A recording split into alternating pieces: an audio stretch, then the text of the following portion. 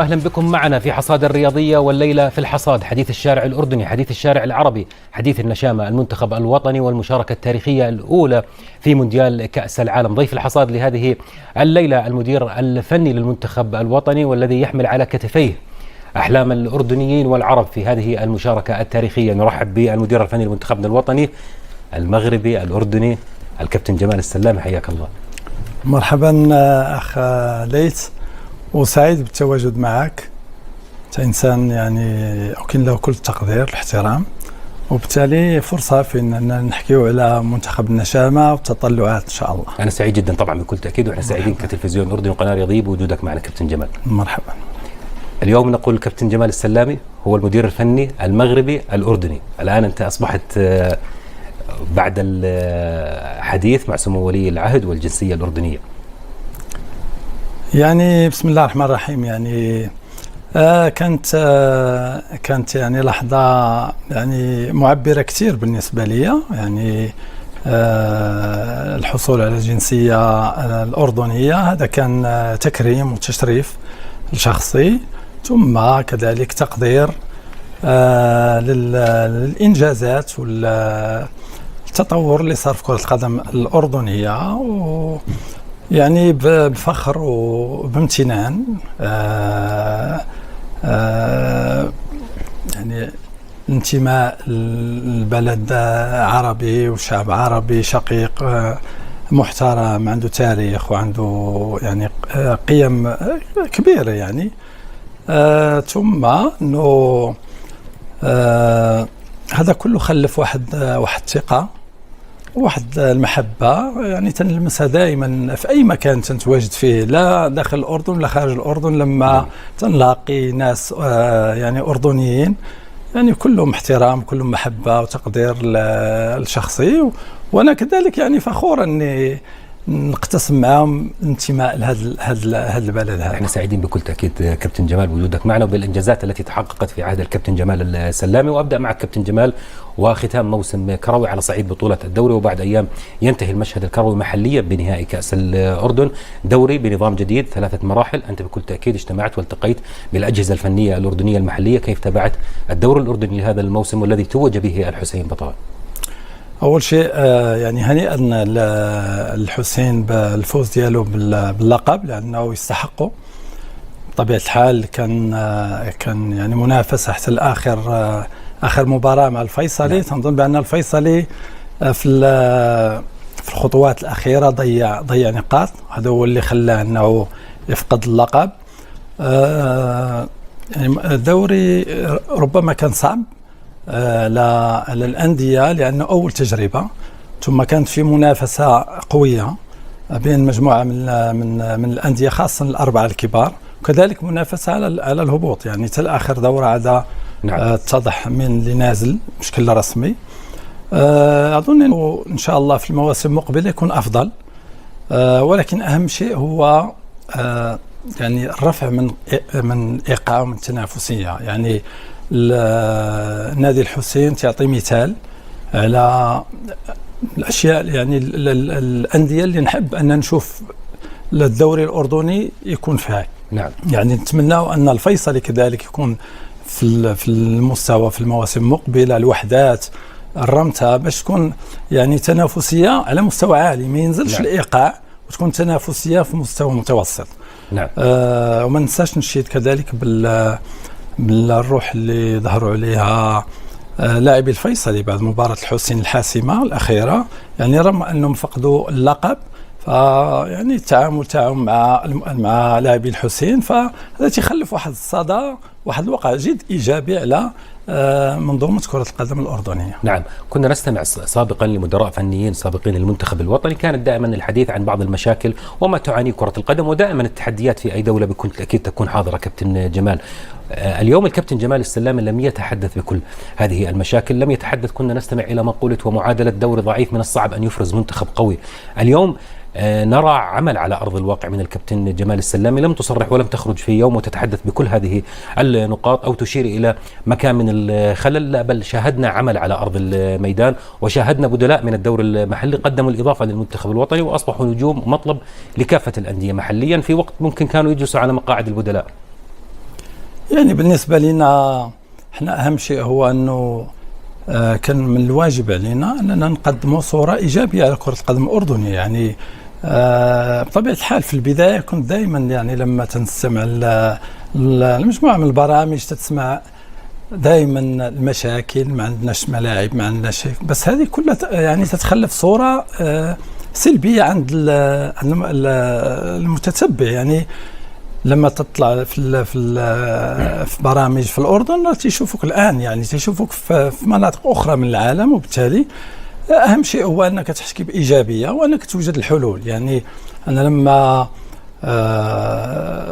يعني قررت أني نستلم القيادة على المنتخب الأردني، جيت باش نلقى حلول للصعوبات الموجودة، لأن كرة القدم كلها صعوبات، وبالتالي التغلب على هذه الصعوبات هو اللي تيمنحنا هذه الإيجابية وهذه القيمة. وبالتالي الشيء اللي وصل له المنتخب الأردني، فكل واحد يعني كل طرف كل عنصر من المنظومة أدى دوره. يعني الاتحاد أدى دوره، الجمهور أدى دوره، الإعلام أدى دوره، اللاعبين أدوا دورهم، الأطقم التقنية والطبية أدت دورها، والإدارية كذلك، وبالتالي الكل ساهم في هذا المنتوج هذا. ولكن مواكبة هذا التطور وهذه الإنجازات باش تصير يعني استقرار في هذا الإنجاز، لازم الدوري كذلك يتطور، لأنه هو الخزان تاع اللاعبين، لأن ما عندناش لاعبين مغتربين كثار، ما عندناش لاعبين محترفين كثار، وبالتالي الخزان هو الدوري الأردني ومدى إنتاجه اللاعبين من المستوى المطلوب. نعم كابتن، في موضوع الملاعب، هل ممكن هاي البنية التحتية تؤثر على أداء اللاعب؟ يعني كنا نستمع لبعض المدربين بأنه الملعب العشب الطبيعي والملعب العشب الصناعي ممكن يأثر على اللاعب، هل هذا بيأثر؟ وهل منتخبنا الوطني اليوم عامل مهم للمنتخب ليقدم؟ نشاهد في بعض المشاركات الخارجية وتحديدا البطولات المجمعة المنتخب يقدم مستويات كبيرة ومميزة، وفي بعض المباريات التي تقام هنا نشاهد المنتخب لا يقدم. هل هذا عامل يؤخذ بعين الاعتبار؟ بطبيعة الحال يعني المنشآت فهي جزء أساسي من تطوير كرة القدم في أي بلد. يعني منظومة كرة القدم الأردنية تسعى، والاتحاد يسعى، والمسؤولين يسعون أن يطوروا من هذه المنشآت، وبالتالي لازم وقت، ولازم كذلك يعني أدوات اللي تتساهم في تطوير هذه المنشآت هذه. الإصابات تخلفهم تغيير أرضية الملعب، والأداء تخلفه يعني سوء أو جودة أرضية الملعب. يعني جودة أرضية الملعب تتساهم في تطوير الأداء وكذلك تطوير أداء اللاعبين، لأن حتى المدربين يعني عندنا تفكير في الموسم المقبل إن شاء الله أن درع بطولة الدرع أنها ما تبقاش تجرى في الملاعب اللي كانت تجرى فيهم، لأن المدربين اشتكوا من أرضية الملعب وأنها تتخلف لهم إصابات وأن اللاعبين تيشتكوا منها. فإحنا تلقاو الحلول، يعني نحافظوا على التنافسية ولكن نعطيو المدربين حلول في أنهم ينافسوا على بطولة الدرع، لأنها منافسة تعطينا قيمة عند اللاعبين.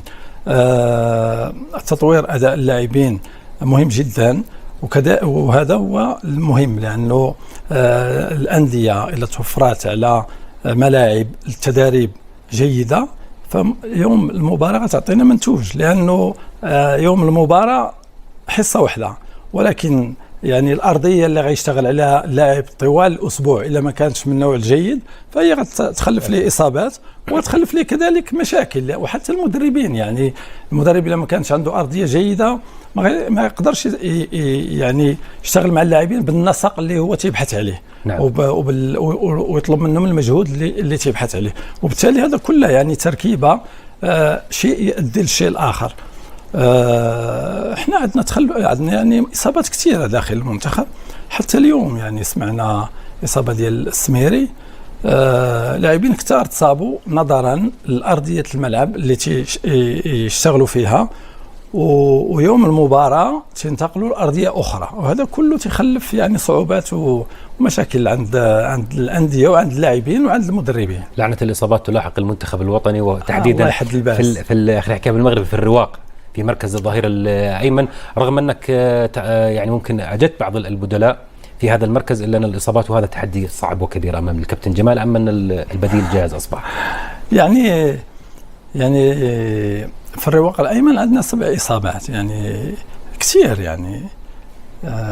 وبالتالي هذا تخلف يعني واحد صعوبة عندنا في وجود لاعبين من المستوى المطلوب. يعني الحمد لله أن إحسان رجع المستوى ورجع يتبارى مع النادي تاعو. عساف كذلك تعافى مؤخرا. بدوي صار يلعب مع الفيصلي بعد العملية اللي جرى. وبالتالي يعني إصابة السميري اليوم يعني تتخلف واحد الإحساس، يعني لأنه لاعب اجتهد كثير في الآونة الأخيرة وكان لاعب مميز في كأس العرب. نتمنى له الشفاء هو وأدهم ويزان وباقي وتامر وباقي اللاعبين. نتمنى وإن شاء الله من هنا لكأس العالم أن ما يكونش عندنا إصابات، لأن الخصم الأول عندنا هو هذا المشكل ديال الإصابات، وخاصة في الرواق الأيمن. نعم كابتن، سنتحدث بكل هذه التفاصيل، لكن نتحدث الآن عن مشاركة مونديال كأس العالم. هي مشاركة تاريخية. بدي أبدأ مع تصريحاتك قبل أيام لموقع الفيفا، والحديث اليوم كابتن في كرة القدم العالمية ولأي منتخب يقابل منتخب الأرجنتين تحديدا تكون أمنية لجهاز الفني بأن يغيب نجم الكرة العالمية ليونيل ميسي، إلا اليوم كابتن لا يحضر ماشي يغيب. نعم لا أنا تنتمنى أنه يحضر. أنت أنا بحكي لك أي مدرب في العالم بقول لك يغيب، يعني أنا بدي أواجه مشاكل في مراقبته. اليوم جمال السلامي على العكس تمنى وجود ميسي، وتمنيت بأن تكون هذه المواجهة هي الحاسمة إلى الدور الثاني. بالنسبة لي يعني المشاركة مشاركة تاريخية بالنسبة للنشامة. وبطبيعة الحال يعني أي لاعب في المسار تاعه ولا أي مدرب في المسار تاعه يحب أنه يظهر في أعظم التظاهرات وأكبر التظاهرات، وأكبر تظاهرة في كرة القدم العالمية هي كأس العالم. وبالتالي فرصة لنا في أننا نظهر مستوى اللاعبين، قدراتهم، ثم أننا يعني نشهر النشامة. يعني الناس كلهم الآن تتساءلوا شكون هم هذه النشامة، مين هم النشامة، فين الموجودين. وبالتالي فرصة لهم في أنهم يظهروا الإمكانيات تاعهم، أنهم يبرزوا بشكل كبير، وأن هذه تكون محطة لمحطات أخرى. يعني احنا ما تنشتغلوش عشان إنجاز، احنا تنشتغلوا عشان إنجاز وما بعده. يعني تنحضروا الإنجاز وما بعده عشان يعني تكون في استمرارية، لأنه الإنجاز في حد ذاته إذا توقف العمل هناك لا يعد بالنسبة لي إنجاز، ولكن يعني الإنجاز لازم يخلف من وراءه نتائج وتطلعات للمستقبل. إذن هنا نفهم كابتن جمال بأنه اليوم أمام مسارين: المشاركة التاريخية الأولى في المونديال، المنافسة على لقب كأس آسيا في المملكة العربية السعودية. أنا دائما في الشغل تاعي تنشتغل يعني على تحقيق الأهداف، ثم تكوين منتخب ولا فريق اللي يستمر، لأنه ما يمكنش أنا بعدي ما تنفكرش بعدي والطوفان. يعني لا، أنا يعني لازم أخلف بعدي أشياء اللي يعني النتيجة تاعها أي شخص يجي من بعدي يلقى عمل ممكن يبني عليه. وكذلك يعني الأردن الآن فهي الحمد لله غدا في واحد المسار جيد. كرة القدم الأردنية خاصة المنتخب والمنتخبات غادين في مسار جيد، وبالتالي استمراره هو المهم، ماشي الإنجاز حتى، ولكن استمرار في التألق في مستوى معين مهم جدا. مواجهة الأرجنتين بميسي ماشي هي مواجهة الأرجنتين بدون ميسي. يعني اللاعبين داخل الملعب، الجمهور تيشوف أحسن لاعب في العالم في السنوات الأخيرة. اللاعبين يحتكوا وياخذوا صور في المباريات مع لاعب زي ميسي، لأن ما نعرفوش كرة القدم واش غتجيب لنا ميسي آخر ولا ما تجيبش لنا ميسي آخر. بالتالي مباراة من نوع خاص، ولكن هي المباراة الثالثة في المجموعة. نتمنى أننا نكون خدينا نقاط قبل، وتكون هذه إن شاء الله محطة الاستمرار. البدايات صعبة والبداية ما من نمسه. واليوم كل مواطن أردني كابتن بيسأل، يعني إحنا مثلا من خلال عملنا، شو توقعاتك للمنتخب في المونديال؟ شو بتتوقع من المنتخب في المونديال؟ شو أصعب مواجهة؟ شو أسهل؟ ممكن نتأهل للدور الثاني؟ أنا كل هاي الأسئلة البسيطة اليوم من المشجع البسيط بسألها يعني لراس النبع، للمدير الفني للمنتخب الوطني، بالطريقة البسيطة. يعني هو كأس العالم يعني محطة مهمة جدا في تاريخ أي دولة، يعني الوصول لهذا الإنجاز هذا. بطبيعة الحال يعني لما توصل الإنجاز، لأن من قبل كان حلم، الآن صار حقيقة، وبالتالي دائما كاين التطلعات وكاين الأحلام. الجمهور من حقه أنه يحلم، أنه يحقق نتائج كبيرة. وكذلك يعني تاريخ مباريات كأس العالم يعني يفتح هذا الباب تاع الأمل وتاع الطموح وتاع الأحلام. لأنه مثلا الجزائر في 82، الجزائر أول مشاركة لها فازت على ألمانيا بتاريخها بلاعبيها بقيمتها، فازت على 2-1. 94 السعودية كذلك فازت على بلجيكا. 1990 الكاميرون مع الأرجنتين بطلة العالم بمارادونا فازت عليها. السنغال في 2002 أول مشاركة لها فازت على فرنسا بطلة العالم في 98. المغرب في 86 يعني من بعد طول غياب تأهل الدور الثاني. المغرب في 2022 يعني في مجموعة قوية جدا وصل نصف نهائي. وبالتالي يعني هذا كله من نتائج تفتحوا الآفاق والأمل الجماهير عشان تحلموا، وحتى احنا تنحلموا يعني من حقنا، وما كاينش اللي يمنعنا اننا نحلموا، اننا نسعوا اننا ان شاء الله نكونوا منتخب يعني قوي ونظهروا بصورة جيدة.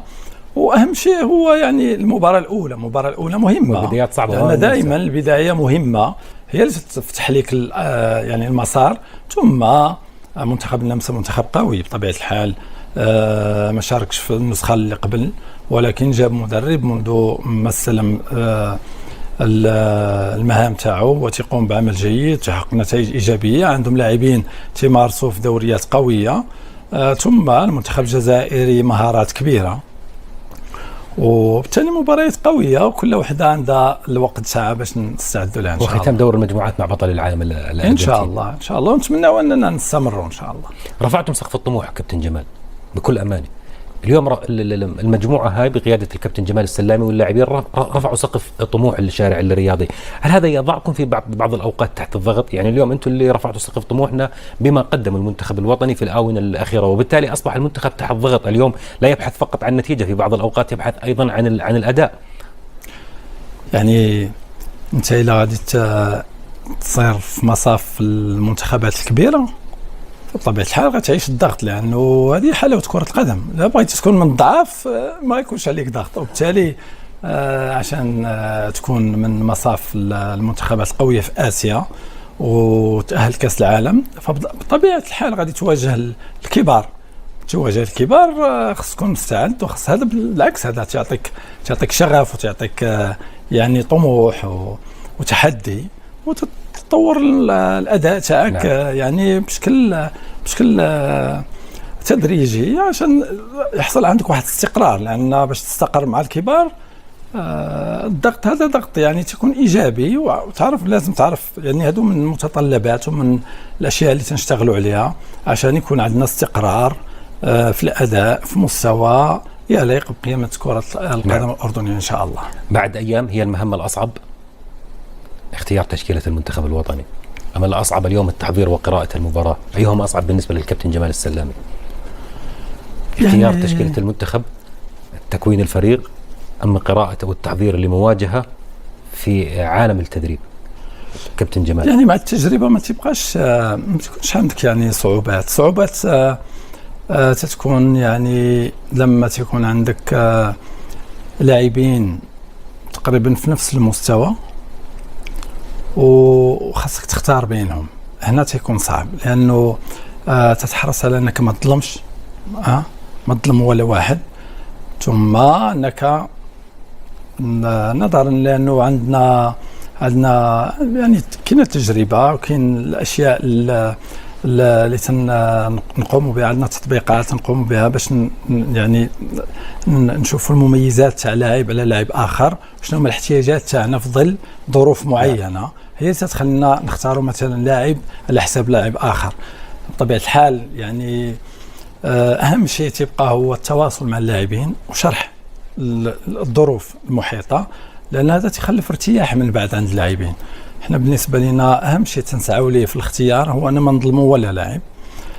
بطبيعة الحال لما تكون لائحة مقلصة ل 23 لاعب تتكون صعوبه من تكون عندك متاح لك الاختيار. تنذكر انا اول مره جيت الاردن حكيتوا لي في اول ندوه عندنا 11 لاعب، الان صارت غنختاروا ربما 28 لاعب او 30 لاعب، وغادي تحكيوا علاش ما اختاروش هذا اللاعب وهذا اللاعب. يعني صارت وفره من اللاعبين، لان الفتره اللي قضيت يعني تم اختيار، يعني تم تجريب عدد كبير من اللاعبين، اكثر من 80 لاعب.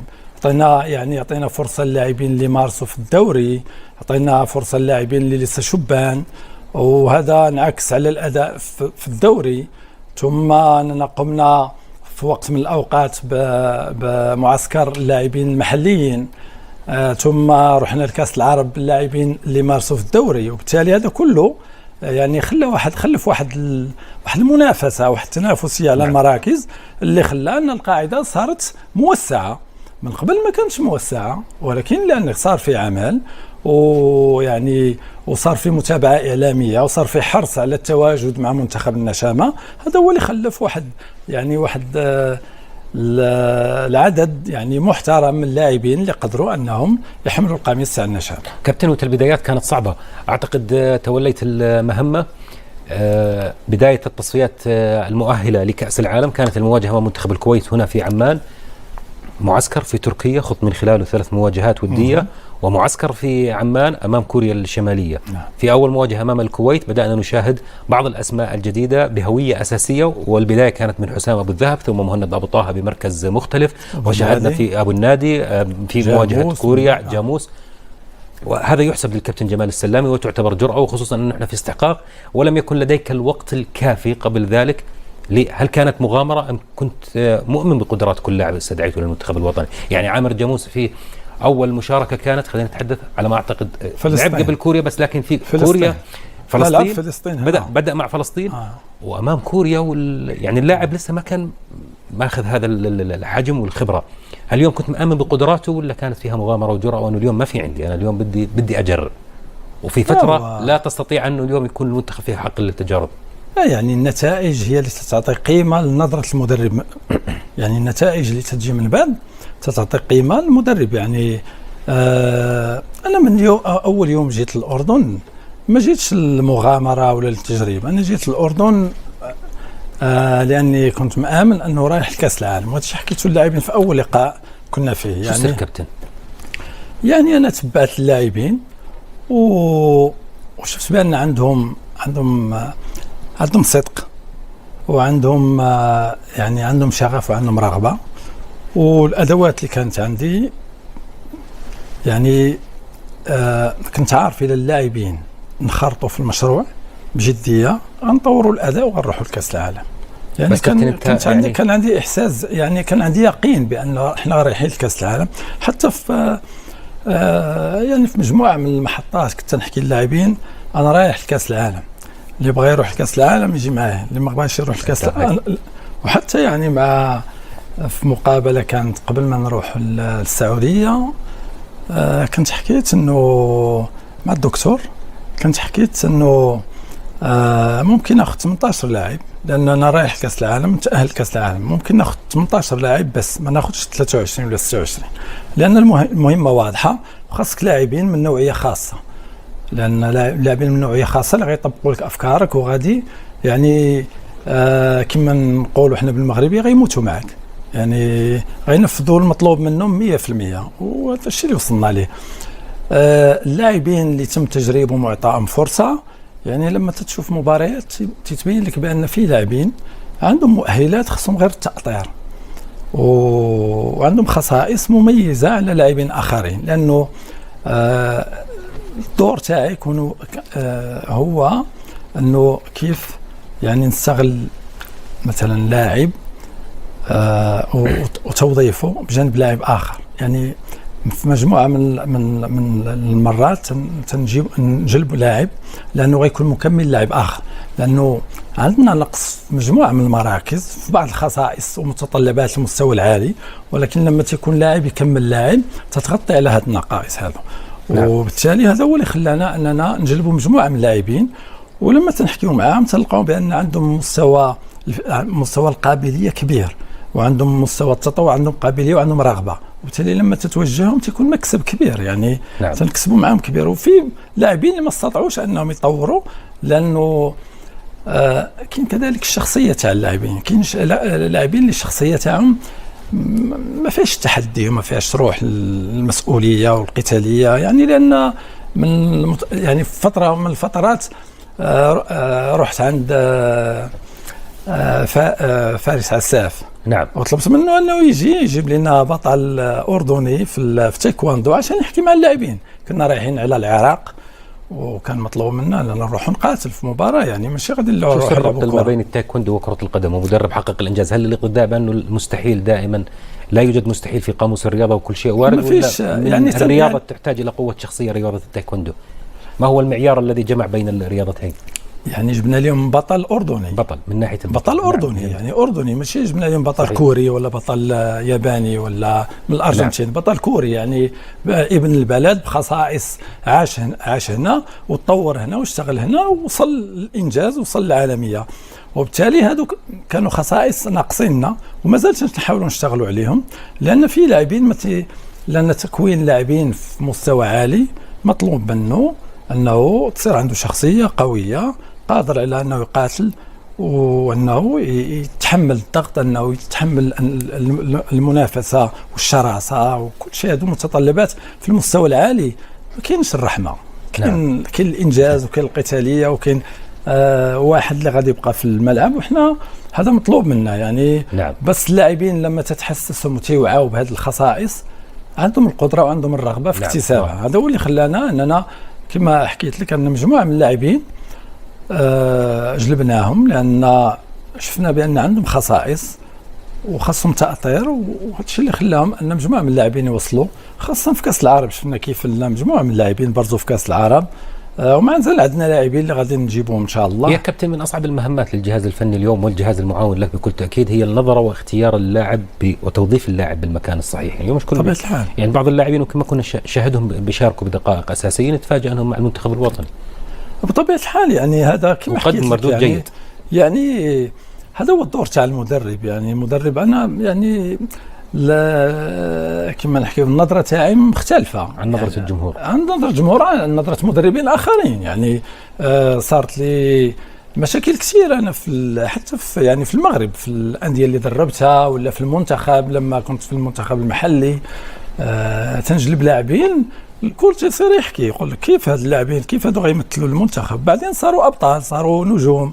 يعني كل واحد يعني النظره تاعو. ولا يتاثر الكابتن جمال السلامي؟ لا ما نتاثرش. يعني ليش نتاثر؟ يعني انا عارف بان هذا اللاعب ممكن يوصل، تنعطيه فرصته وتنحميه. يعني هذا دوري، يعني دوري هو انه يعني ابو النادي عامر جاموس، عصام السميري، يعني حسام ابو الذهب، مجموعه من اللاعبين يعني، والحمد لله انهم توفقوا، وهذا هو المطلوب منا يعني. وعندنا لاعبين اللي جايين ان شاء الله، جايين لاعبين اللي ممكن يكونوا مستقبلا من نجوم المنتخب الاردني. تحدثت قبل لحظات معك بخصوص تشكيله المنتخب، تحدثت بان الصعوبه في بعض الاوقات تكمن عند وجود العديد من اللاعبين المميزين القادرين على التقديم مستويات قويه، وهنا ادخل في صعوبه ان لا اظلم لاعب. هل هذا الشيء ينطبق الان مع الكابتن جمال السلامي في اختيار تشكيله المنتخب الى مونديال كاس العالم؟ طبيعه الحال يعني المشكل اللي عندنا في المنتخب هو عندنا مثلا مراكز فيها تعدد الاختيارات، وعندنا مراكز فيها خصاص، وانت اللائحه عندك فيها 23 لاعب او 26 لاعب. وبالتالي يعني مثلا لا نحكيو على الهجوم، مراكز الهجوميه عندنا 3 مراكز ممكن نلقاو فيها 13 لاعب. تمام؟ يعني ما يمكنش تاخذ 12 لاعب عشان 3 مراكز. هذا في الناحيه الهجوميه. ولما تطرق على الناحيه الدفاعيه عندك 3 مراكز يدوب تلقى 6 لاعبين. فهمت كيف؟ اذا قادرين على تعويض غياب يزن العماد. هو يزن لاعب لا يعوض، ولكن غنلقاو الطريقه والتوليفه اللي المنتخب يكون فيها خطير على الخصم، واننا يكون عندنا توازن وثبات ان شاء الله في الاداء الدفاعي. نعم كابتن، بدي ادخل معك فنيا اكثر الان. مرحبا. اوكي. طبعا كابتن جمال بدايه الحلقه حكى لي اسال السؤال اللي بدك اياه، يعني اي سؤال والجواب اللي راح اجاوبك اليوم هذا الجواب راح اجاوبه الان وامام الله، وهذا شيء يحترم في كابتن جمال السلامي. الحديث عن يزن عماد، تعويض يزن عماد.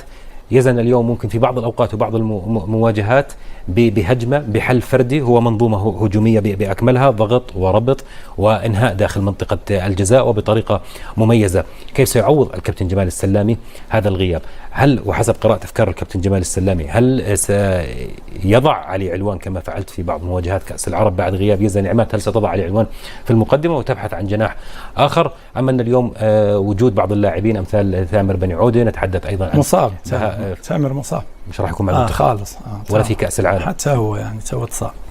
إذن ثامر بن عونة مش راح يكون مع المنتخب للأسف. الإصابات تجد الحلول. هذا دوري يعني. إبراهيم صبرة تنبلعوا تنبحثوا على الحلول. إبراهيم صبرة، بهاء فيصل. يعني عندنا خيارات، يعني عندنا خيارات وعندنا لاعبين. نتمنى أهم شيء كما شرت لك هو يعني نتمنى الله يحد الباس، يعني كفانا إصابات ونشتغلوا مع اللاعبين ويجيو لنا اللاعبين كلهم ان شاء الله في صحه جيده، وبعدين هذا دوري يعني دوري كيف نلقى اليوم اصعب كابتن جمال بالنسبه لك تعويض غياب يزن عماد ام تعويض اليوم المنطقه الدفاعيه والاصابات التي ايضا تلاحق المنتخب في بعض المراكز دفاعيا كمنظومه دفاعيه؟ يعني جميع اللاعبين المصابين بالنسبه لنا مؤثرين، يعني طبيعه الحال كل واحد ودرجه التاثير تاعو. يعني يزن من اللاعبين اللي ساهموا بشكل كبير في التأهل تاعنا، لأن سجل أهداف حاسمة وفي أوقات صعبة بالنسبة لنا، لا في كأس العرب لا في 14 مساهمة في التصفيات بطبيعة الحال. وبالتالي في لاعبين مؤثرين كذلك يعني في الرواق الأيمن تعطيك خيارات، وبالتالي الإصابات بالنسبة لنا هاجس كبير. تنحاولوا نلقاو البدائل الآنية والمستقبلية، وإن شاء الله نلقاو الحلول إن شاء الله. إن شاء الله. كابتن بدي أسألك الفلسفة الكروية للكابتن جمال السلامي، وهنا نتحدث في أوقات كثيرة وفي أكثر من حقبة في كرة القدم الأردنية لا نعتمد على صانع الألعاب في بعض الأوقات بخصائص اللاعب الذي يتميز بمركز البلاي ميكر وصناعة الألعاب، نعتمد على لاعب لديه أدوار دفاعية أكثر، والتحولات الهجومية مستغلين سرعة وانطلاقات موسى التعمري علي علوان، وفي في مراحل سابقة كان ياسين البخيت، وتاريخ ممكن لمنتخبنا الوطني في هذا الجانب. بدأت تتحول في بعض المواجهات شاهدنا، وتحديدا ما بعد التأهل إلى كأس العالم ومعسكر تونس ومالي بدأنا نلحظ اختلاف في هذا المنتخب. هل اليوم المدير الفني لمنتخبنا الوطني لا يعتمد على هذا المركز تحديدا بخصائص وبطريقة لعب المنتخب الوطني؟ هو مع الاحترام لكل من لعب في هذا المركز طبعا، من نزار إلى نور إلى إبراهيم سعادة. لهم هذا مش صناع لعب، احنا الطريقة اللي كنا نلعبوا بها 3-4-3 كما شرت لك، يعني كاين توازن كاين توازن وكاين اختلاف، يعني كاين تكامل في الادوار. يعني مثلا نور لاعب اللي يعني ممكن يكون ممرر افضل من نزار حامل كره، وبالتالي يعني ما يمكنش يكون عندك جوج لاعبين بنفس الخصائص. واحد يكون اكثر من الناحيه الدفاعيه وافتكاك الكره، واحد يكون يساهم معك من الناحيه الدفاعيه بشكل اخر. مثلا ابو طه عنده حريه اكثر في الصعود نعم. الا غيكون عندك لاعب مثلا في الرواق الايمن طلب منه خصائص دفاعيه اكثر الا ما كانش عنده خصائص هجوميه. نفس الشيء بالنسبه لموسى وعلي لما كان معنا يزن، نفس الشيء بالنسبه للمحاور الدفاعيه. يعني كاين تكامل مع اللاعبين اللي بجانبهم، ثم كاين انقسام المسؤوليه. متطلبات الانجاز عند خصائص، يكون بلاي ميكر ولا ماشي بلاي ميكر حتى في كرة القدم الحديثة ما بقاش بلاي ميكر. تنشوفوا أكثرية البلاي ميكر تكون على الأطراف. لامين يامال هو صانع اللعب في برشلونة، ما تيلعبش وراء المهاجمين. نعم. يعني حتى ميسي لما كان يلعب تيروح للأطراف، يعني مجموعة من اللاعبين. وبالتالي خصائص اللعب في كرة القدم الحديثة يعني تعطي حرية للاعبين، ولكن تكون توازن في الأدوار الهجومية وفي الأدوار الدفاعية. إلا عندنا لاعب غيصنع لنا اللعب وغيسجل لنا، احنا نشتغلوا عليه، من الناحيه الدفاعيه، ولكن خاص يكون عنده يعني مردود ثابت. المشكل تاع اللاعب الاردني هو أن اليوم تكون هنا وبكرة تيصير هنا، بعد بكرة تيطلع لهنا، تمام، بعد أسبوع تيصير هنا، وبعده تينزل تحت. يعني ما كاينش استقرار. حنا يعني الأشياء حكيتي على بعض اللاعبين اللي استعنا بهم في بعض الأوقات، لأن على الأقل لاعب الدولي خاص ينزل المستوى. يعني إذا كان تعطيه معدل على 10 إلا نزل خصو يوصل ل6، ما يمكنش ينزل ل4، ما يمكنش ينزل ل3. يعني إلا صعد ل7 ولا 8 ما يمكنش المباراة اللي بعدها ينزل ل5. وبالتالي لازم استقرار، لأن خص يكون عندنا استقرار. وبالتالي هذا هو اللي تعيب على بعض اللاعبين. بعض اللاعبين تعيب عليهم أنهم ما عندهمش استقرار في الأداء. يعني فترات يكون مباراة تكون صاعد، مباراة تكون نازل، مباراة لما تكون يعني مباراة عادية تعطيك انطباع كبير، ولكن تكون مباراة فيها يعني تنافسية وفيها مستوى عالي ما تتلقاهش، وهذا هو اللي تعيب. وهنا نتحدث ممكن كابتن على الحالة الذهنية والنفسية لدى اللاعب العرب بالشكل العام واللاعب الأردني. لا يعني اللاعبين تاع شمال افريقيا يعني حالة خاصة، يعني خاصة انهم احتكوا كثير مع المدارس الأوروبية، وعندنا لاعبين اللي تيمارسوا في أوروبا، وبالتالي يعني المستوى صار عالي. المنتخب الأردني يعني أنا هذا من الأشياء اللي كنت نحكيها في التجمعات، يعني في الاجتماعات مع اللاعبين في كل معسكر. يعني تشوف اللاعبين ما عندهمش حب أنهم يحافظوا على الكرة، يمسكوا، يقول لك حنا راه تنمسكوا الطابة ترميوا للأمام وتركضوا. ولكن بعد يعني اشتغلنا كثير على مشاهدة بعض الفترات في المباريات، لما كنا نمسك الكرة ونعملوا أكثر من 20 تمريرة وبعدين تنصنعوا فرصة. يعني صاروا يآمنوا بأنهم عندهم القدرة على امتلاك الكرة ومحافظة على الكرة وبناء الهجمة وتغيير الأطراف وبناء الهجمة بشكل يعني منسق. وبالتالي صار عندنا تغيير في العقلية.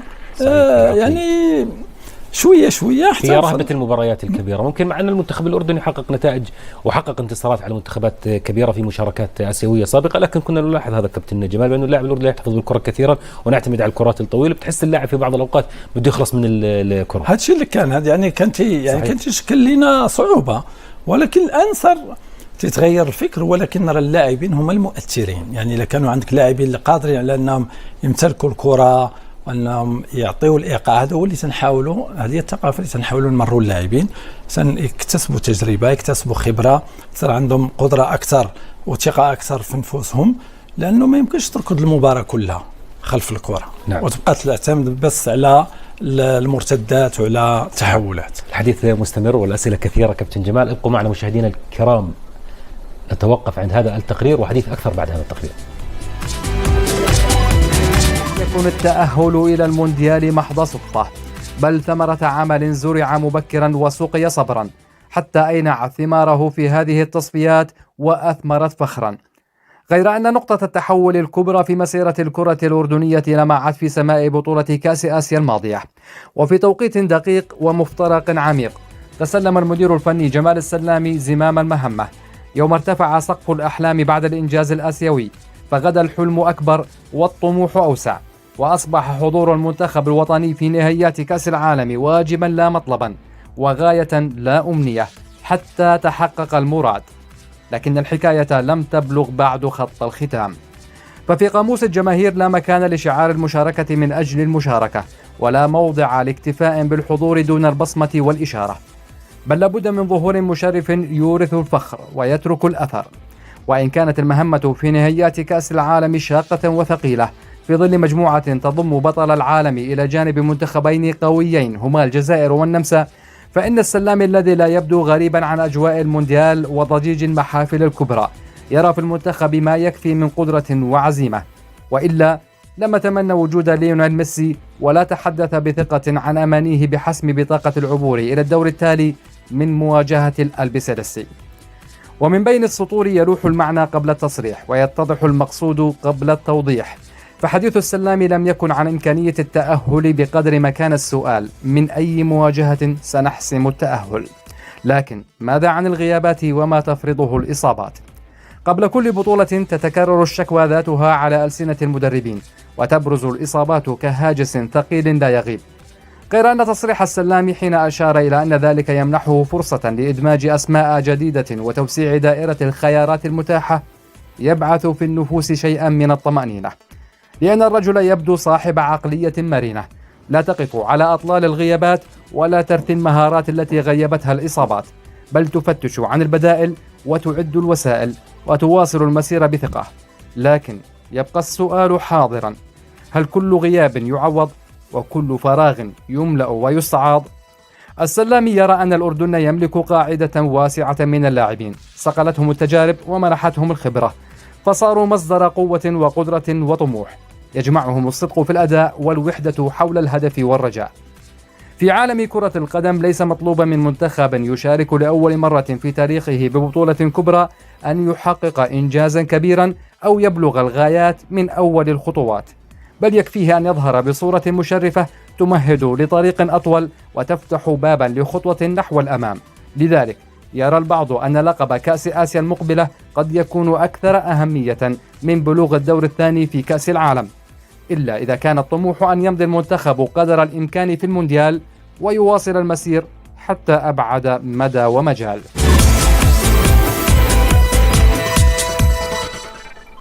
تقرير الزميل عبد الله السعيديين ومشوار والوصول لحلم الأردنيين بالوصول إلى كأس العالم. ودائما كابتن جمال بالتدريب دائما المصطلحات أنه ترفع النسق في بعض المباريات، نرفع النسق في بعض الأسئلة. وأبدأ معك اليوم الكل بتساءل أنه هل يعقل أفضل اللاعبين في الدوري الأردني يوسف عبد الرحمن صيصة يقدم مستويات مميزة، لم يتواجد في فترة سابقة مع المنتخب. في بداية المهمة استدعيت يوسف عبد الرحمن، بداية توليك المهمة الفنية للمنتخب الوطني، ثم تم استبعاد اللاعب. طبعا أنت في كثير من المرات كابتن جمال كسبت الرهان، وهذا في النهاية خيار فني يعود للكابتن جمال السلامي، لكن لابد من توجيه بعض الأسئلة، وهذا وضع طبيعي ممكن في كل الدول، في كل الدول كابتن، في أي دولة عربية أنت ممكن، حتى أيضا في المغرب دائما الأسئلة من الصحافة والإعلام: لماذا تم استدعاء هذا ولماذا لم يتم استدعاء هذا؟ لكن في نهاية المطاف هي خيارات للجهاز الفني. صيصة لماذا لم يتواجد في فترة سابقة وهل سيتواجد في مرحلة قادمة؟ نحن حكيت دائما تنحكي أنه تواجد في المنتخب الذي أشرف عليه عنده متطلبات. نعم. بالتالي صيصة هو لاعب يعني شخصيا تنحترمه كثير، يعني كإنسان تواجد معنا في الفترة الأولى وكان تيبصم على مسار، يعني مسار جيد، يعني حتى أنه المباراة الأولى اللي خدنا مع الكويت أول مرة غادي نلتقي بموسى، وفي في الاجتماع الفردي اللي كان عندي معاه عشان نحكي له شنو المتطلبات منه وشنو المنتظر منه وشنو مطلوب منه من يعني في خلال المباراة، فأنا أعطيته لقطات من تحركات تاع صيصة في المباريات اللي كانت من قبل، وشنو وكيف كان أنه كان الأشياء المطلوبة منه تعملها. بدينا المباراة كنا فايزين لاعبين في عمان، وتصاب موسى. مين اللي ممكن يدخل مكان؟ هو صيصة. يعني انت لاعب في بلدك وفايز وغتدخل مكان النجم، كيف خصك تدخل؟ يعني خصك تدخل وانت فرحان وانت سعيد وتعمل الاشياء اللي ولا واحد ينتظرها. الدخول تاعو كان بالعكس، يعني كان ممكن هذيك المباراة تنهي الامال تاعنا، لانه وهذا خلف لي استياء، لانه الدخول تاعو كان يعني خطأ كبير مني، لانه انا اللي تنتحمل المسؤولية. يعني لما دخل ولا كورة عملها صح. طب كابتن، هو مع الأندية بيلعب في وسط ميدان صنعاء، انا اتفق معك قبل قليل بان هذا المركز. انا تنحكي لك انه اعطيتك المعلومات هاي. لا يعني انا المباريات اللي لعبناها في كوريا الشمالية، في تركيا، لما كنا في تركيا يعني كانوا من احسن اللاعبين، وهذا ما انه كان من الافضل، يعني من افضل اللاعبين، وبالتالي يعني كانت ممكن تضيع منا المباراة. وهذا الشيء تبين بانه الشخصية تاع اللاعب يعني ما يمكنش تحكم عليه من مباراة واحدة. نعم. ولكن يعني بالنسبة لي ما بقوش عندي الخيارات كثيرة، يعني لا ضيعنا ما تعطيه فرصة أخرى، صعيب تعطيه فرصة أخرى لأن كنت مآمن بقدراته وبموهبته بطبيعة الحال يعني. ولكن خلال يعني الدوري والمباريات من بعد يعني تشوفوا في مباريات تكون نجم وبعدين مباريات أخرى تكون مختفي يعني. للأمانة يعني أنا متبعه، والمباراة الأخيرة اللي قدم أمام الوحدات تعطيني يعني تعطيك تقول أن هذا اللاعب نشوفه في المباراة المقبلة عشان يأكد. إذا أكد ممكن يكون، إذا ما أكدش ما يمكنش يكون، لأنه ما يمكنش تعمل مباراة كبيرة وبعدين تختفي. هذا هو يعني بالنسبه لي شخصيا هذا يطبق على كل اللاعبين، على كل اللاعبين يعني. في بعض اللاعبين بنشوف كابتن مستواهم في بعض الاوقات بنشوف مستواه في تدني، لا يقدم مثلا مباراه كما هو معهود، وتحدثنا هذه المشكله عند اغلب اللاعبين الاردنيين بان المستوى يعني اليوم بتشوف المستوى بيكون عالي، في بعض المباريات المستوى مختلف تماما. ويحترم جمال السلام بانه بيامن في قدرات بعض اللاعبين رغم انه تعرض ممكن لبعض الانتقادات، لكن انت في نهايه المطاف هذا اللاعب تؤمن بقدراته وموهبته، تضع ثقتك حتى آخر رمق بهذا اللاعب. يعني تجيب يعني مثلا مثلا صيصة، تمام؟ نعم. نحكيو عليه مثلا صيصة، من غير يكون عندك لاعبين أفضل منه غتاخذ اللاعبين الأفضل منه بكل تأكيد، تمام. بس لما كانوش عندك اللاعبين غتضطر تجيبه، تكون مضطر أنك ترجعه لأن ما عندكش خيارات. يعني زي مركز الرواق الأيمن مثلا، الرواق الأيمن يعني جرى 7 لاعبين مصابين يعني يعني تضطر تعطي الفرصه ممكن للاعب انت مش مقتنع به، بس غتجيبه هناك عشان تسكر المكان. طب كابتن هذا مش ممكن ياثر على اللاعب نفسيا هذا الحديث؟ يعني ممكن اللاعب يحكي انه انا لا مش ماخذني لانه انا كفؤ واستحق ان اتواجد بالمنتخب، بانه تصريح المدرب اليوم ما في خلينا نحكي الدبلوماسيه او الصراحه، يعني صريح بشكل كبير كابتن جمال. هذا الشيء علاش حنا يعني هذا المسار بنينا فيه الخطاب تاعنا، فهمت كيف؟ يعني اللاعبين صاروا عارفين شخصية المدرب والصراحة تاعو والصرامة تاعو. يعني أنا تنحكي معك الآن واللاعبين تيشاهدونا عارفين بأن هذه الشخصية ماشي هي الشخصية اللي في التدريب وماشي هي الشخصية اللي في الملعب، ولكن كاين احترام وكاين متطلبات. يعني هذا منتخب يعني وانتظارات شعب كامل. يعني هذا الشيء اللي وصلنا ليه بهذه الجديه وبهذه الطريقه. ما يمكنش نغيروا الاشياء اللي وصلتنا لهذا الشيء عشان عيون لاعب ولا لاعبين. وبالتالي انا شخصيا بالنسبه لي انا نساعد الناس، نساعد 90% من الناس ويغضبوا 10 ما عنديش 10% ما عنديش مشكل، لأن ما خديتش نجمهم ولا لاعب المحبوب عندهم، ولكن في الأخير الإنجاز هو اللي صار. نعم، هذا ممكن الحديث على ضوء ما يقدمه بعض اللاعبين، وفي النهاية القرار والخيار للجهاز وتتحمل فيه المسؤولية. صحيح. وبالتأكيد احنا دائما واضعين الثقة فيك وفي خياراتك كابتن. سألت هذا يعني في ناس يعني تزعجهم الصراحة تاعي، ولكن أنا يعني واخذ راحتي يعني الحمد لله. يعني جميع القرارات اللي تناخذ بشكل شخصي بطبيعة الحال، يعني بتوافق مع الطاقم تاعي، ولكن الحمد لله يعني تنشعر براحة كبيرة، لأنه جميع القرارات اللي خدينا قرارات كانت ناجحة في نهاية المطاف ونهاية المسار. الكل تيشهد بأن القرارات كانت ناجحة، ونتمنوا أننا ما نظلموا حتى شي واحد.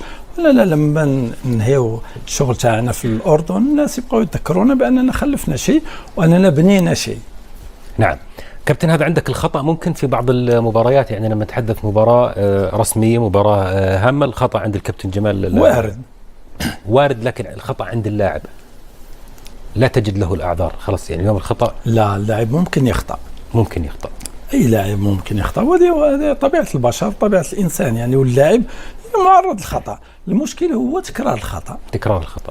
يعني ما استفدناش من يعني شنو الدور تاعنا هنا. ارتكبنا خطأ خصنا نلقاو ليه الحل، تمام. اللاعب ارتكب خطأ، في بديل أفضل منه ويأخذ مكانه وهو ينتظر دوره. هذا هو الدور، هذا هو قانون كرة القدم. ارتكبتي خطأ وتعاقبنا يعني، كانت المخلفات تاعو كبيره، غتنتظر وقتك في لاعب اخر ياخذ مكانك ياخذ مكانك. هل من مفاجآت في تشكيله المنتخب اسماء غير متوقعه؟ لا ما يمكنش، لانه هذا كاس العالم يعني يعني اللائحه غتكون واضحه للجميع، يعني جميع اللاعبين. لن تشهد تغييرات كثيره وكبيره لن تشهد، لن تشهد تغييرات، ما يكونش في تغييرات. غناخذوا لائحه اوليه موسعه، ممكن تكون 28، ممكن تكون 30 لاعب، ممكن يكون فيها 4 حراس، ممكن يكونوا 3، وبعدين غتقلص ل 26 لاعب. نعم. وكما حكيت لك يعني اذا ما كانوش لاعبين في المستوى وفي الجديه المطلوبه ممكن نقلصوا ل 23، ما عندناش مشكل لكاس العالم. لان عندنا 23 وعندنا 26 نعم. يعني معطينا الخيار. كابتن، بس اللي ما يستحقش ما يروحش معنا يعني ماشي. كابتن، في كاس العرب تحديدا بعد مواجهه المنتخب المصري في المؤتمر الصحفي تحدثت وجهت رساله للجمهور الاردني اطمئنوا بخصوص مركز حراسه المرمى. باستطاعتكم الآن أن تطمئنوا حراسة المرمى في الأردن بألف خير، هل ما زلت عند هذا التصريح؟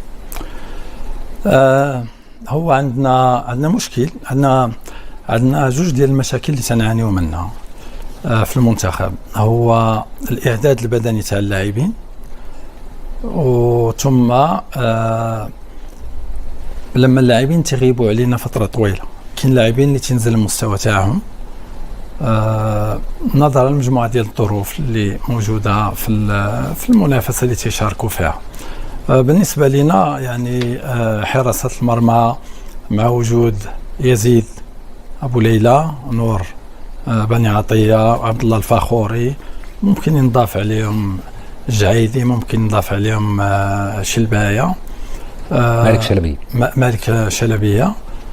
يعني لما تيشتغلوا بشكل كويس يكونوا في المستوى تعطيونا ارتياح. شفنا يعني هاد الحراس يعني هما المميزين على الصعيد المحلي، ويزيد دائما في المنافسات الكبيره تكون جاهز.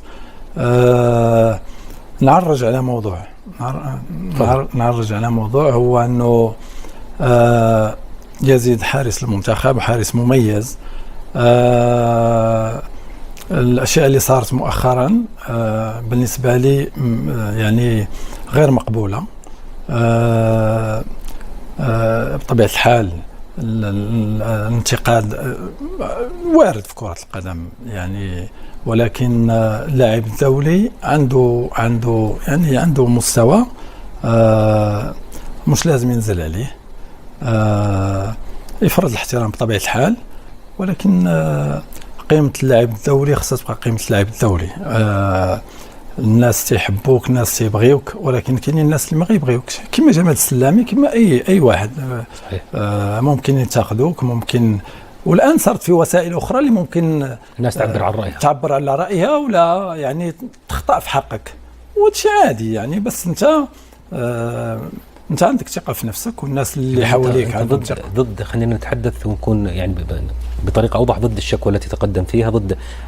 لا أنا ما أعرفش الإطار اللي صار، ولكن هذا الشيء اللي صار هو في غنى عنه. في غنى عنه. أنت اخترت تعزل حالك، ممكن في غنى عنه، وقيمته أكبر من هذا. تحدثت معه بهذا الخصوص؟ غنتحدث معه، أنا جيت بقى نتحدث أنا وياه في هذا الشيء، لأن قيمته أكبر من هذا الشيء، والأشياء اللي قدمها الكرة القدم الأردنية تشفع عليه في الأشياء اللي حصلت. صحيح. كل الدعم لكل اللاعبين. اللي يزيد ابو ليلى حارس منتخب كبير، قدم مباريات كبيره، واحنا تنتظروا منه انه يكون عنصر مهم ان شاء الله في كاس العالم. وايضا البديل اليوم احنا لعنه الاصابات صرنا نخاف في كل مركز بدنا لاعبين 3. كابتن جمال، يعني انت قبل لحظات تحكي لي كنت مآمن بانه نتاهل لكاس العالم، بدي اسالك للحظه ما توقعت انه ما نتاهل بشكل مباشر؟ يعني مين كان يتوقع انه نبدا التصفيات باصابه موسى التعمري، ثم يزن نعمات، علي علوان، نزار رجدان، نور الروابده؟ بطبيعه الحال يعني للحظة ما حكيت أنه ممكن أنه أنا أذهب لملحق.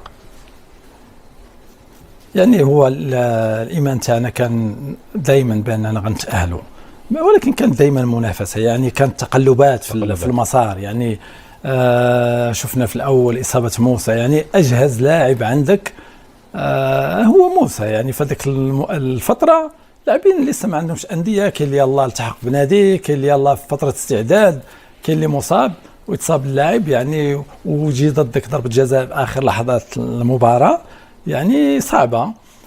استدركنا من بعد. هذا كله تيرجع للقوه تاع اللاعبين والشخصيه تاعهم. ثم مباراه كوريا، يعني مباراه كوريا عشان هيك يعني في لحظات في عنصر من العناصر المحيطه بكره القدم تبقى دائما مميز عندك. يعني دائما يعني نحكي لك يعني الالترا الفيصلي ما يعني دائما بقات معنا دائما في هذا المسار، لان في هذوك جوج ديال المباريات يعني بعد مباراه كوريا وبعد مباراه عمان يعني ما يمكنش تنساهم، لانه الدعم اللي قدموه في هذيك الفتره دعم كبير، وبالتالي ما يمكنش تنسى الدور تاعهم في هذه الفتره هذه. ثم من بعد مباراه العراق، اصابه عالي، مباراه العراق، مباراة الكويت اللي كانت ممكن تنهي املنا مرة أخرى. يعني الدقيقة الأخيرة 3 لاعبين ضد جوج من الكويت وراحوا على المرمى وضيعوا الجول. ثم بعدها استدركنا من بعد فلسطين، كوريا، ثم عمان. يعني مرينا من مطبات، وهذا عادي في مسار أي منتخب. وكنا تنتظروا يعني الصعوبات اللي واجهتنا احنا بشكل مبكر غتواجه الخصوم تاعنا، وهذا الشيء اللي حصل للعراق من بعد وعطاتنا التأهل. اهم شيء كان عندنا هو الثقه في المسار تاع اللاعبين، واننا دائما يعني في العمل تاعي دائما كاين اهم شيء هو التنظيم واستباق الاشياء، ثم المرونه في التعامل مع الظروف اللي تكون. كابتن، في فلسفتك الفنيه لوين اليوم بدك توصل مع منتخبنا الوطني؟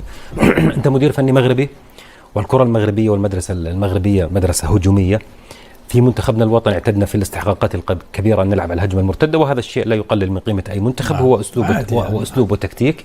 لكن هل اليوم جمال السلامي يفضل اسلوب على اسلوب؟ وهل خامه اللاعب الاردني قادره على تطبيق بعض الافكار؟ والى اي مدى تنظر او ترسم بان تصل الى المنتخب الوطني؟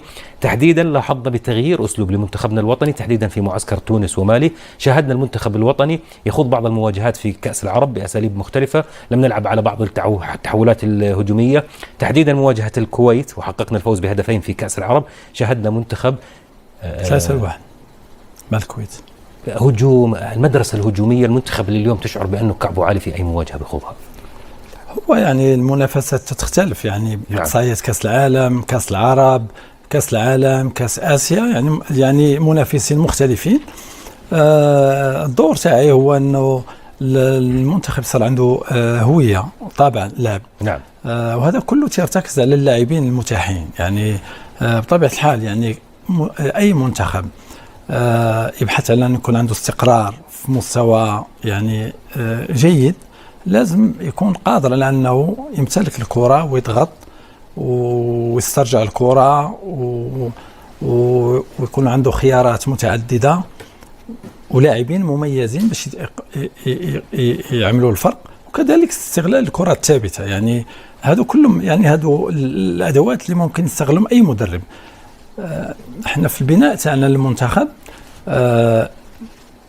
كنا رايحين باش نحققوا الإنجاز، ولكن في نفس الوقت تنبحثوا على تطوير أداء المنتخب. المشكل اللي تيصير عندنا هو فترة من الفترات تتبني التصور تاعك على بعض اللاعبين، ولكن من بعدها تتصاب لاعب وما عندكش الخيار البديل اللي غيعطيك نفس القيمة الفنية. هذا هو المشكل اللي صاير عندنا. الآن احنا في طور إعداد المنتخب لمرحلة كأس العالم وبعد كأس العالم، يعني كأس آسيا.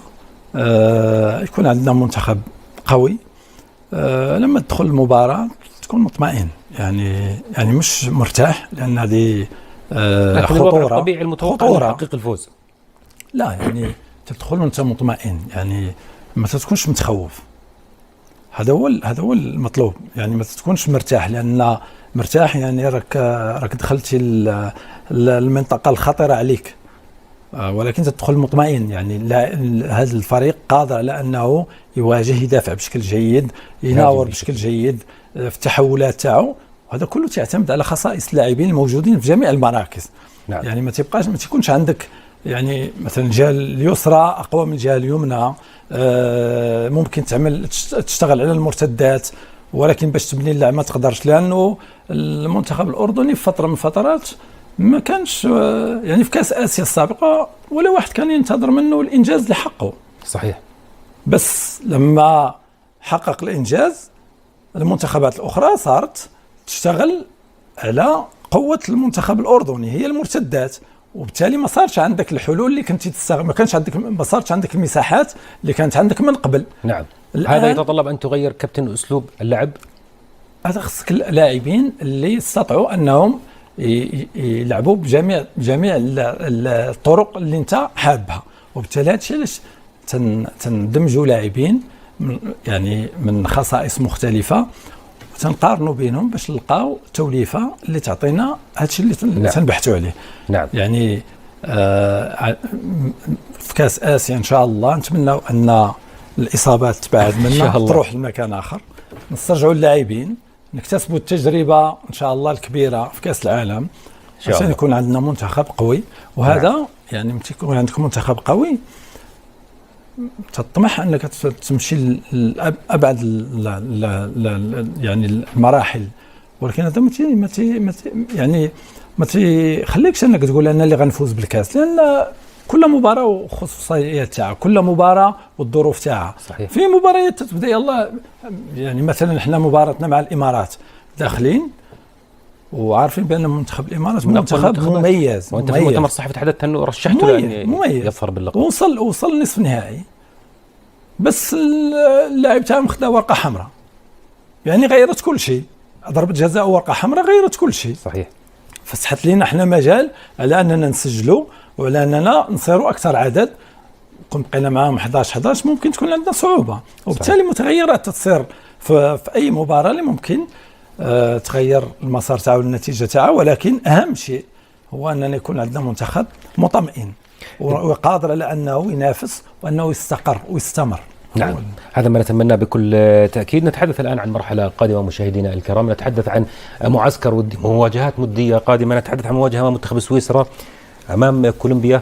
كابتن، الآن التحضير لمونديال كأس العالم، في بعض الأوقات تجد مشكلة ممكن في العمل البدني، تنفيذ الأسلوب، هل منتخبنا قادر على أن يمارس أسلوب معين طوال 90 دقيقة؟ في بعض الأوقات كنا يخذلنا ممكن العمل البدني. 20 دقيقة الأخيرة كانت دائما تدي لنا مشكل. الآن يعني في كأس العرب وفي دائما 20 دقيقة الأخيرة العامل البدني صحيح. كان عندنا فيه دائما مشكل. في كم بيأثر اليوم انت اللاعبين مش معاك، يعني اللاعبين إعدادهم البدني، مواجهاتهم ما بين الدور المحلي وما بين المحترفين في الخارج؟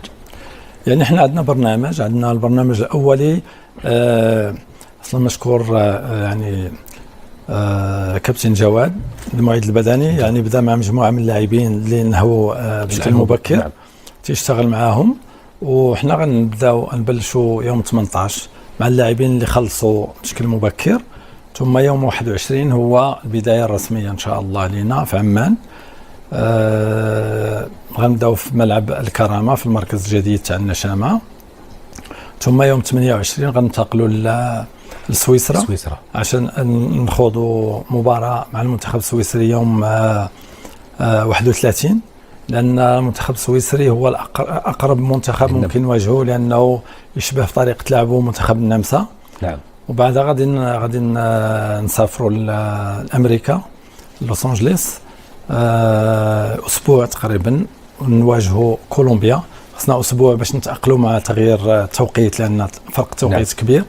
غنواجهوا كولومبيا لأنه منتخب كولومبيا طريقة لعبه خصائص لاعبين عنده يعني تشبه من واحد نسبة كبيرة لاعبين المنتخب الأرجنتيني، اللي غتكون هذه آخر مباراة لنا، ثم أننا نمشيو لمقر الإقامة تاعنا باش نبداو تجهيز المباريات الرسمية إن شاء الله. إن شاء الله. الاستفادة كابتن تكمن دائما في بعض المواجهات. جمال السلامي أين سينتظر الاستفادة من هذا المعسكر الأخير قبل المونديال والمواجهات؟ يعني المواجهتين غيكونوا مواجهتين مهمين بالنسبة لنا، غنجربوا فيهم مجموعة من الأشياء، النتائج تاعهم ما تتهمناش. تجرب أشياء ولا لاعبين جدد؟ نعم، راح تجرب أشياء ولا لاعبين جدد؟ يعني هتجرب أساليب جديدة ومن اليوم تجرب أسماء جديدة مع المنتخب؟ غنجربوا يعني الأسلوب اللي ممكن أننا نهجوه في المونديال، ثم غنعطيو فرصة لبعض اللاعبين، لأنه كاين لاعبين اللي لعبوا كثير في المرحلة الأخيرة باش ما يكونش إجهاد، ما تكونش إصابات، ونعطيو فرصة لاعبين آخرين اللي ممكن أننا نستعنوا بهم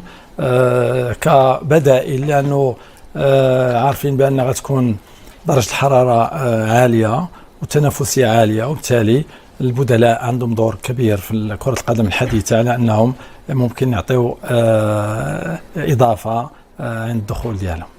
يعني في الحديث عن التحضير للمونديال كأس العالم الواحد بلش كابتن يتوتر والاعصاب بالعكس احنا سعداء، يعني انتم متوترين. لا هو كابتن احنا دائما العرب وتحديدا الاردني ترى كابتن في لعبه الشد بحبش يخسر بحصل، فحتى لو بتلعب مع منتخب كبير انه خلص احنا اليوم حابين نشوف منتخبنا بيقدم الاداء الجميل ويحقق النتائج المميزه، ولذلك هذا اليوم يعني انتم مصدر سعاده كنتوا لنا كابتن جمال، انت وهي المجموعه، يعني ما بتعرف قديش اثرتوا فينا كشعب اردني. الحمد لله يعني حتى احنا يعني سعداء بهذا الشيء اللي قدمناه للشعب الاردني في هذه المناسبه، ونتمنى ان شاء الله انهم يكونوا فخورين بالمنتخب تاعهم ان شاء الله. وما بجاملك كابتن، يعني لحظه بكائك وتحديدا بعد مواجهتنا مع منتخب العراق ونسيت الفوز والتاهل وبكائك على اصابه يزن عماد، ما بتعرف قديش كان في حجم تاثير اليوم الكابتن جمال السلامي لكل مواطن اردني. يعني هذه كانت يعني لحظه صادقه، يعني مش مشاعر صادقه بكل لانها مشاعر صادقه كابتن، كان في له تاثير كبير علينا كاردنيين. الحمد لله. يعني احنا عارفين يعني في دراستنا الخصائص اللاعب الاردني والشعب الاردني هو انهم عاطفيين كثير، وبالتالي هذا من الاشياء اللي تنستغلوها في التعامل تاعنا مع بعض اللاعبين عشان تشجعهم وتحمسهم. بس يعني تنحاولوا حتى من الحده، لان احنا في العمل تاعنا كاين في حده وكاين في يعني تنحاولوا نخفوا منها، ولا يعني تنقوم يعني شخص اخر هو اللي تطبطب شويه، احنا تنكونوا اكثر. كابتن انت لطيف في المقابلات، لكن انا شاهدتك في معسكر في ماليزيا مواجهه فلسطين كثير شديد والصوت عالي وشخصيه مختلفه تماما. يعني هذا احنا عاملين هيك يعني برا الملعب يعني عادي، بس في الملعب لأن هذا شغلنا وتنحبوا أننا نكون مميزين، نكونوا دائما على المستويات، فنحبوا نفوزوا يعني، وبالتالي المتطلبات تتعكس هذا الشغف وتتعكس. أهم شيء هو أن هذه الأشياء تعطي روح للاعبين وتعطي دوافع إيجابية للاعبين، نعم. ما تكونش انعكاساتها سلبية على المجموعة. كابتن منتخبنا اليوم الكل بيشهد وبيشيد باخلاق اللاعبين، بالتزامهم، بادبهم، ايضا بالروح الفكاهيه، يعني اليوم تفاجات بالمجموعه الروح الفكاهه، هل بتشاركهم في بعض اللحظات؟ بطبيعه الحال يعني مش دائما الجديه، كاين فترات الفكاهه نعاتب على بعض، نحكيو بعض الاشياء على لاعب نسخر منه ونخليو الاخرين نعم. يعني يشدوا فيه كما نحكيو بالمغربيه، وعندنا لاعبين يعني مميزين بهذا الشيء، وهذا كله يعني تنوع الشخصيات في المنتخب تعطي هذا، لان غتكون فتره طويله ديال المعسكر، وبالتالي لازم نخرجوا من الجديه ومن المواهب كثيره لدى نجوم المنتخب الوطني. ها كابتن داخل وخارج المعسكر، كابتن في الحديث اليوم مشاعرك، وبتصريح حكيت انه بعد ما تاهل الاردن كانوا يتابعوا اللاعبين مباراه العراق وكوريا، شهادة فرحتهم للحظة ابتعدت، وشعرت بالفخر والسعادة أنه أنا خليت هاي المجموعة تفرح بالوصول لكأس العالم، وهذا بنلاحظه إحنا. فرحتك كابتن مشاعرك دائما بتخفيها، يعني ما بنشوفك تفرح مع جهازك المعاون على أقل تقدير. لا يعني في مباراة لما كنا في مسقط، لما كنا في عمان، يعني كانت قبل المباراة يعني كان التحضير بشكل جيد لهذه المباراة.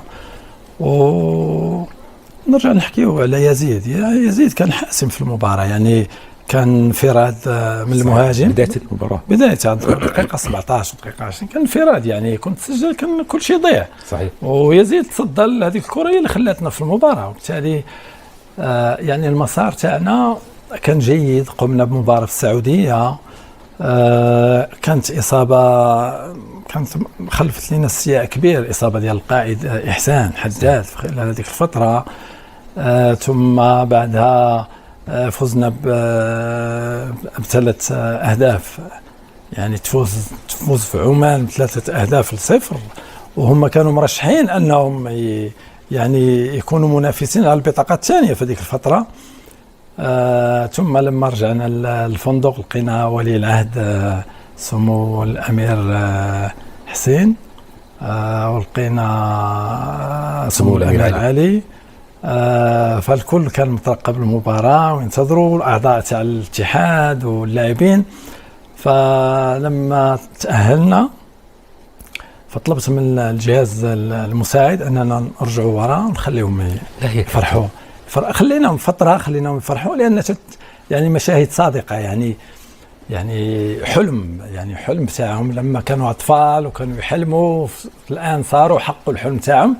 فكان واحد الإحساس بالارتياح وبالسعادة، يعني أننا استطعنا أننا نوصلوهم تحقيق هذا الحلم هذا. وبعدين شاركناهم الفرحة بطبيعة الحال، شاركناهم الفرحة، والكل يعني كل غنى وكل. كانت اللحظة الأجمل كابتن في مسيرتك مع منتخبنا الوطني؟ إن شاء الله اللحظات السعيدة وتكون كثيرة إن شاء الله في الأيام القادمة، لكن كانت هي اللحظة الأجمل أم في كأس العالم كان في لحظات؟ يعني كأس العالم يعني ما كاينش شيء يعادل كأس العالم بطبيعة الحال. تأهلنا النهائي في كأس العرب كان مهم جدا، ويعني مسار أكثر من رائع. بس تأهل كأس العالم يعني حلم شعب كامل تحقق، وفتح يعني الآفاق للأجيال المقبلة عشان يكونوا حتى هم عندهم طموح إن شاء الله. كأس العرب هذا شيء مختلف، وتحديدا للكابتن جمال السلامي. يعني الإشادة كانت كبيرة، أصبح اليوم لدى قناعة بأن هذا منتخب لم يقدم هذه المستويات وهذه النتائج عن عبث. اليوم بيأكد من جديد وبقيادة الكابتن جمال السلامي، ممكن تصفيات مباريات بعيدة، كانت ظروف مختلفة، معطيات مختلفة، لكن بطولة مجمعة كررنا إنجاز كأس آسيا وأكدنا على التأهل إلى كأس العالم، وقدمنا مباريات كبيرة بأسماء جديدة بمواجهة أمام المنتخب المصري. أعتقد هذه المواجهة كابتن ممكن تعني لك الكثير. اليوم دخلت أنت بأسماء يعني بدناش نحكي لأول مرة تشارك، لكن لم تخوض دقائق كثيرة وحققت فوز كبير. شو بيعني لك كأس العرب وقديش اليوم أثر في الكابتن جمال السلامي كأس العرب في مرحلة ومسيرة الكابتن جمال مع المنتخب الوطني؟ هو المسار تاع كأس العرب يعني كان مسار مميز جدا. منذ المباراة الأولى يعني المتابعين كانوا يرشحوا المنتخب الأردني الوصول للنهائي، وهذا كان يشكل صعوبة علينا. يعني منذ البداية وانت مرشح وتستطيع أنك توصل للنهائي، هذا شيء يعني يسعد ويظهر يعني قيمة المجموعة اللي كانت. احنا خلال مسارنا يعني دائما نتعاملوا مع اللاعبين بطريقة خاصة. يعني في البداية لما تكون عندك مجموعة وتحب توصلها الأهداف معينة، فبالحرص وبالجدية تكون يعني الخطاب موجه وصارم وصريح، وكل واحد عنده الأدوار تاعه واضحة. ولما تصير عندك يعني تصور على إدماج مجموعة أخرى خلال المباريات، يعني بعد كل مباراة كنا تنعطيو فترة.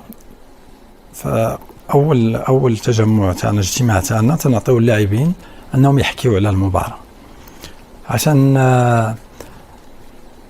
أول شيء نعرف كيف إدراكهم اللعب والمتطلبات اللعب، ثم أنني تنشرك اللاعبين الآخرين. يعني تنعطيو فرصة للاعبين الاحتياطيين هما اللي تحكيو على كيف شاهدوا أطوار المباراة، وتجهزهم لما يلعبوا يكونوا عارفين شنو مطلوب منهم. يعني كل واحد يحكي على المركز اللي هو ممكن يدخل فيه، شنو صار، شنو من الأشياء اللي كانت مساعدة لنا أننا حققنا النتيجة، وشنو من الصعوبات اللي وقفت أمامنا. ثم تتأثر يعني الحوار، ومن بعد صارت عندنا دائما يعني حتى المباراة اللي لعبنا مع مصر، يعني اللاعبين كانوا جاهزين أنهم يدخلوا وأنهم يكونوا يقدموا الأفضل. ومن بعد المباراة اللاعبين اللي كانوا في الاحتياط وكانوا يعني هم اللاعبين الأساسيين بين قوسين، يعني يتفاجئوا بأداء اللاعبين اللي دخلوا مكانهم. ثم هذا خلف واحد الالتحام داخل المجموعة، وواحد المنافسة على المراكز، خلتنا أننا نمشيو بعيد في المسابقة. طبيعة الحال نعتمدوا على بعض التقنيات اللي تتخصنا.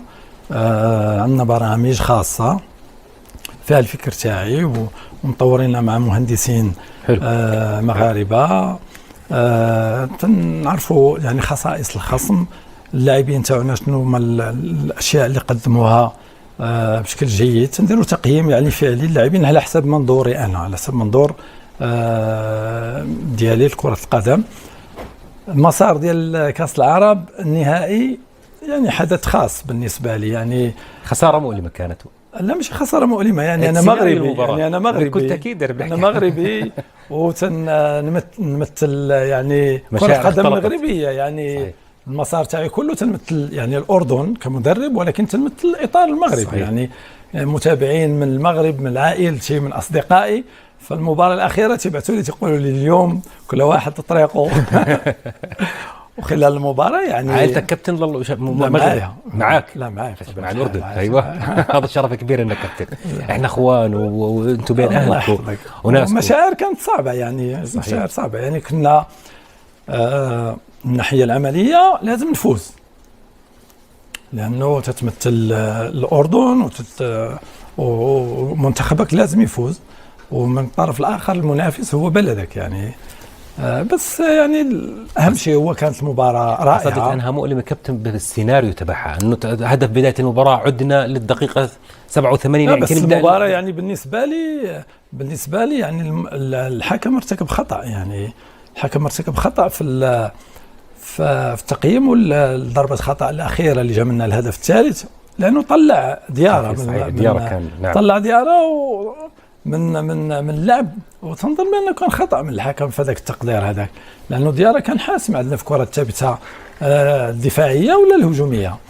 بس يعني في المجمل يعني كانت مشاركة مشرفة جدا، وصول رائع، وأعطتنا يعني فرصة في أننا نشوف مجموعة من اللاعبين في ظل غياب موسى ويزال العرب، مجموعة من اللاعبين الدوليين المحترفين. أعطتنا فرصة في أننا نشوفوا لاعبين، وحتى الجمهور يعني تنظن بأن في كأس العرب الناس شافوا يعني القيمة تاع المنافسة العالية.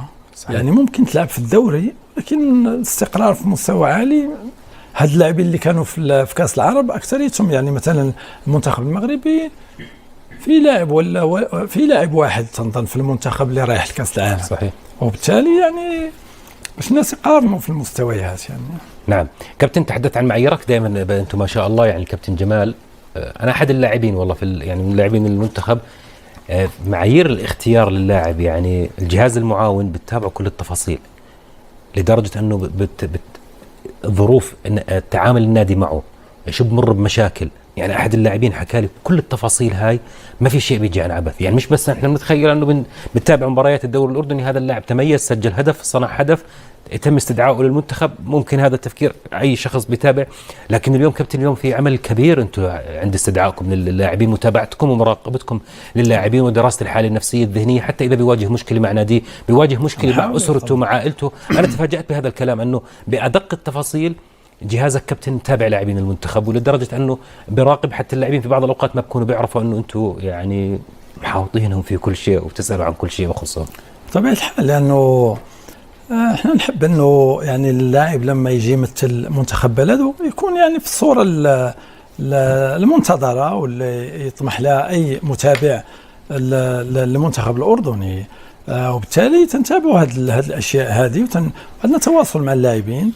اكيد اللاعبين اللي تنتواصلوا معهم بعد كل مباراه يخوضوها، تنحكيوا معهم على شنو من الاشياء اللي لازم يطوروها في الاداء تاعهم، تنسالوهم على تعاملهم مع المدربين تاع الانديه تاعهم، وتنحاولوا ان لما تكون عندهم مشكل كيف نوجهوه الطريقه الصحيحه، لانه اللاعبين ما عندهمش تجربه، وحنا هنا باش نعطيهم هذه التجربه ونساعدوهم، لانه هذوم اللاعبين اللي ممكن يدخلوا الملعب ويأديوا، ولما تيصير الانجاز من بعد هذاك الشيء تنعكس على صورتنا، لانه احنا دائما تنبقاو خارج الملعب. نعم. وبالتالي هاد اللاعبين اذا كانوا في جاهزيه بدنيه ونفسيه وتقنيه وواعيين بخصائص اللعب اللي مطلوب منهم وبمبادئ اللعب اللي مطلوبه منهم، فهم غيأديوا بشكل جيد، وبالتالي هذاك الشيء كله تنعكس على المدرب. نعم. وعلى الاطار التقني. عندنا يعني تحديد المهام في الطاقم التقني، عندنا طاقم طبي يعني يشتغل بشكل جيد، بشكل رائع، ومواكب اللاعبين بشكل خاص، دائما تعطينا تقارير، وهذو كلهم تيساعدونا على هذا المسار اللي المنتخب رايح فيه. الأسئلة الأخيرة سريعة كابتن، ماذا تقول ليزن العماد؟ يزن العماد يزن عماد بدأ اولا وادهم القرشي. يزن هو انتقل لنادي الأهلي الإماراتي، يعني شباب ما عرفتش واش. هذا خبر حصري من الكابتن جمال. المهم نتمنى له التوفيق إلى الأهلي الإماراتي. شباب الأهلي سنظن. من قطر إلى الإمارات. نعم. ونتمنى أنه يكون معنا، يعني ولا غير في مباراة. يعني الآن عنده فترة غيكون عنده فترة الإعداد والاستشفاء مع النادي، ولكن نتمنى أنه يكون معنا لأنه عنصر من العناصر اللي حققت هذا الإنجاز. نعم. بالنسبة لأدهم تشتغل بشكل جيد، إن شاء الله غيكون معنا. أدهم ممكن غيروح معنا، يعني يروح معنا يعني ماشي في اللائحة، ولكن غيروح معنا إن شاء الله بكل تأكيد. يزن عماد الآن هو مهمة جديدة وقع. هذا كابتن تعطيتنا خبر وقع بشكل رسمي كابتن يزن. أنا أخبرني بأنه انتقل شباب الأهلي الإماراتي. بالتوفيق يزن العماد وما يروح مبدع إن شاء الله. نتمنى له التوفيق دائما وأبدا. موسى التعمري مستوى ثابت، أرقام مميزة. موسى في الآونة الأخيرة مميز جدا، يعني حتى معنا في المعسكر الأخير كان مميز بشكل كبير، وعنده يعني عنده لسه عنده يعني مجال في تطوير الأداء تاعو. سواء يعني موسى هو قائد المجموعة في المونديال، هو النجم تاع قائد المجموعة كابتن. لا يعني قائد. نعم يعني هو النجم، يعني نعم. هو النجم المجموعة اللي غيكون. نتمنى أنه يكون في حالة جيدة إن شاء الله، ومع علي ومع مرضي ومع علي علوان أموره تمام، راح يشارك إن شاء الله. الأمور تمام إن شاء الله. نعم. شرارة الرجاء المغربي، هل كان لك توصية باحتراف محمد أبو زريق شرارة؟ ونادي الرجاء كان يبحث على لاعب في ذاك المركز، فطلبت منهم أنهم يتابعوه، واقتنع المدرب به وخداه، وهم سعداء يعني بالأداء تاعه معهم، حتى هو يعني مندمج بشكل جيد. بس تواجده ولا غير تواجده هذا تبقى يعني في منافسة في المركز تاعه. تواجده في المنتخب يعني هو موجود في اللائحة الموسعة. نعم. بس يعني في منافسة كيف بتشوف مردوده مع الرجاء؟ يعني مردوده يعني في تطور كبير في المردود تاعه بدنيا وحتى مهاريا يعني.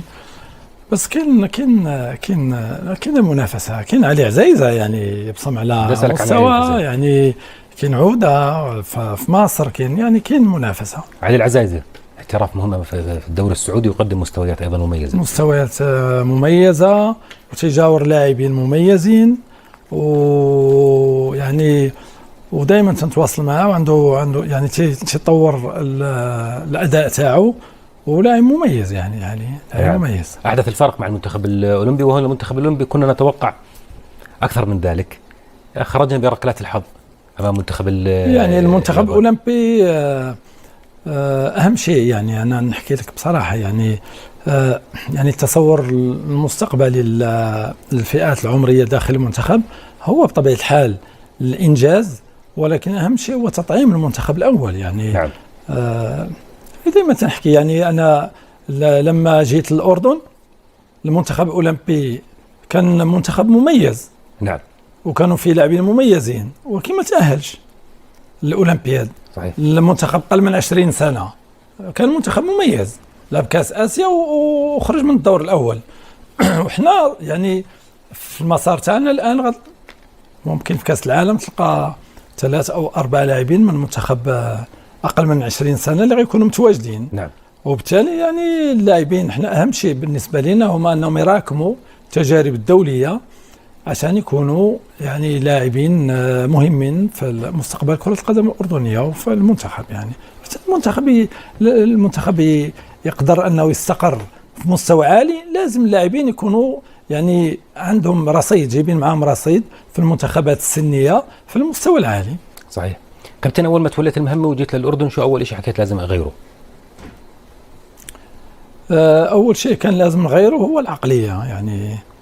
يعني العقلية ديال الفوز، العقلية ديال الاشتغال والانتظام في الاشتغال. يعني أهم شيء يعني أصعب مشكل تنواجهه هو العامل البدني وعقلية اللاعبين. يعني لما اللاعب يعمل لك مباراة يعني صافي بطل يفكر في المباراة المقبلة، يعني هذه المباراة تشتغل عليه خلاص بعدين بتروح معي المباراة إلى شهر. يعني صعب يعني. نعم 3-4-3 كابتن أصبح المدرب المحلي يطبقها مع أنديتنا في بعض المباريات محلية. يعني والله هي ممكن يكونوا تطبقوها لأنه في لاعبين يعني عند هذه الأندية تمارسوا مع المنتخب وبالتالي قابليتهم. وصيت بهذا الموضوع ولا هذا الشيء عفوي؟ لا عفوي. ما وصيتهمش يعني عندنا لاعبين محترفين نعم. تيلعبوا في أندية خارجية ما تيلعبوش بهذه الطريقة. نعم. كابتن جمال آخر سؤال أنا بدي أسألك هيك، لو بقيت معك دقيقة واحدة يعني في أول مشاركة في مونديال كأس العالم أمام النمسا في غرف غيار اللاعبين، بقيت دقيقة واحدة أمامك للاعبين، ماذا ستقول للاعبين قبل أول ظهور لنا في مونديال كأس العالم؟